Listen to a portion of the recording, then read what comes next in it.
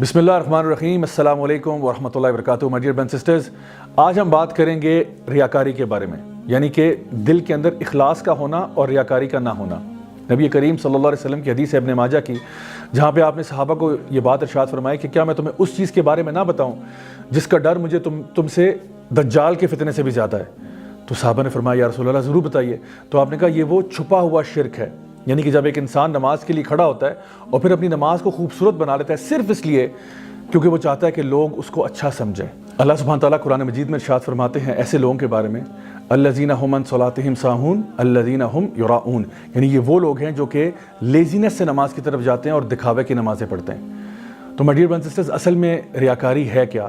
ریاکاری کے بارے میں نبی کریم صلی اللہ علیہ وسلم کی بعض روایات میں یہ بات بھی آتی ہے کہ یہ ایک ایسا چھپا ہوا شرک ہے جو کہ ایک اندھیری رات میں ایک کالا پتھر اور کالی چونٹی جو اس پہ چل رہی ہو، اس سے زیادہ چھپی ہوئی چیز ہے کہ جب یہ انسان کے اندر پیدا ہو جاتی ہے تو پتہ ہی نہیں چلتا کہ انسان جو ہے کوئی عمل کر رہا ہے، لیکن وہ اللہ کے لیے نہیں کر رہا، وہ لوگوں کے دکھاوے کے لیے کر رہا ہے۔ اور یہ جو ریاکاری ہے یہ راء سے نکلا، یعنی دکھاوے سے نکلا ہے۔ تو اصل میں ریاکاری کا مطلب یہ نہیں ہے کہ لوگ آپ کو دیکھ رہے ہیں، ریاکاری کا مطلب یہ ہے کہ آپ لوگوں کو دیکھ رہے ہیں۔ یعنی مثال کے طور پہ ایک انسان جو ہے وہ کسی باغ میں نماز پڑھ رہا ہے اور اس کو کوئی بھی نہیں دیکھ رہا، تو لیکن اگر وہ اس بات سے کانشیس ہے نا کہ مجھے لوگ دیکھ رہے ہوں گے، تو پھر یہ ڈیفینیٹلی ریاکاری کے اندر آتا ہے۔ تو یہ کانشیسنس ڈیولپ ہونا اپنے اندر کہ لوگ میرے بارے میں کیا سوچیں گے۔ مثال کے طور پہ کوئی شخص اگر قرآن مجید کی تلاوت کرتا ہے اس لیے کہ لوگ میری واہ واہ کریں تو یہ ریاکاری ہے۔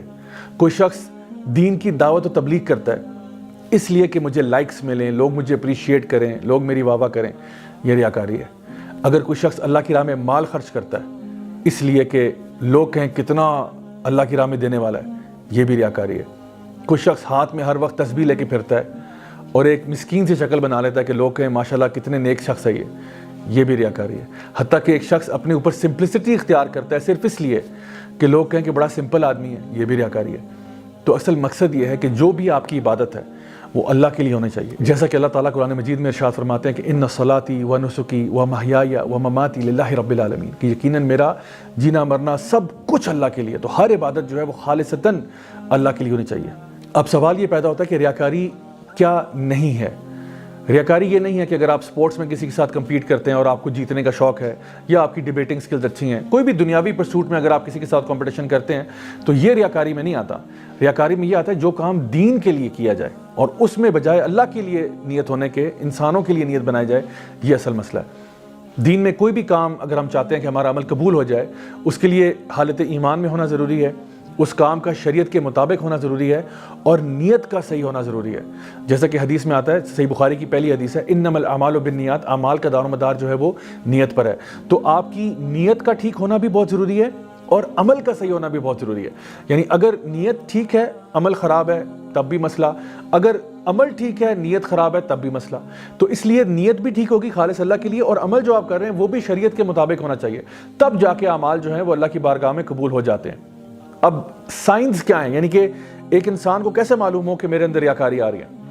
دو سائنس آپ کو بتاتا ہوں۔ ایک تو یہ کہ جب انسان اکیلا ہو تو نیک اعمال کرنے میں لیزی ہو جائے، یعنی laziness and lack of action when you are alone۔ اور جب کمپنی میں ہوتے ہیں لوگوں کی تو پھر ایک دم سے موٹیویشن ہو جاتی ہے کہ جی اب تو نیک کام کرنے چاہیے کیونکہ لوگ سارے آ گئے نا بیچ میں۔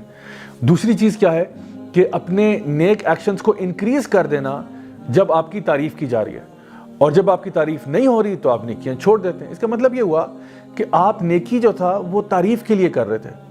اچھا ڈونٹ گیٹ می رانگ، تعریف ہر انسان کو اچھی لگتی ہے، یعنی کوئی بھی بندہ کوئی کھانے کی چیز بناتا ہے، کوئی پروجیکٹ اچھا کر لیتا ہے، کوئی لیکچر اچھا دے لیتا ہے اور لوگ اس کی تعریف کرتے ہیں تو اچھا لگتا ہے، اچھی بات ہے کہ جی میری تعریف کی جا رہی ہے، میرے کام کو سراہا جا رہا ہے۔ یہ ایک ہیومن نیچر ہے اور ہر بندہ اس سے گزرتا ہے۔ مسئلہ یہ ہے کہ آپ اپنی کسی بھی نیک عمل کے پیچھے جو انٹینشن ہے وہ صرف پریز بنا دیں کہ اگر تو میری تعریف ہوگی تو میں کروں گا، اگر تعریف نہیں ہوگی تو پھر یہ ایک تھینک لیس جاب ہے۔ یہ اکثر الفاظ لوگ استعمال کرتے ہیں کہ بھئی یہ بڑی تھینک لیس جاب ہے، تو اس کا مطلب تھا کہ you are expecting thanks from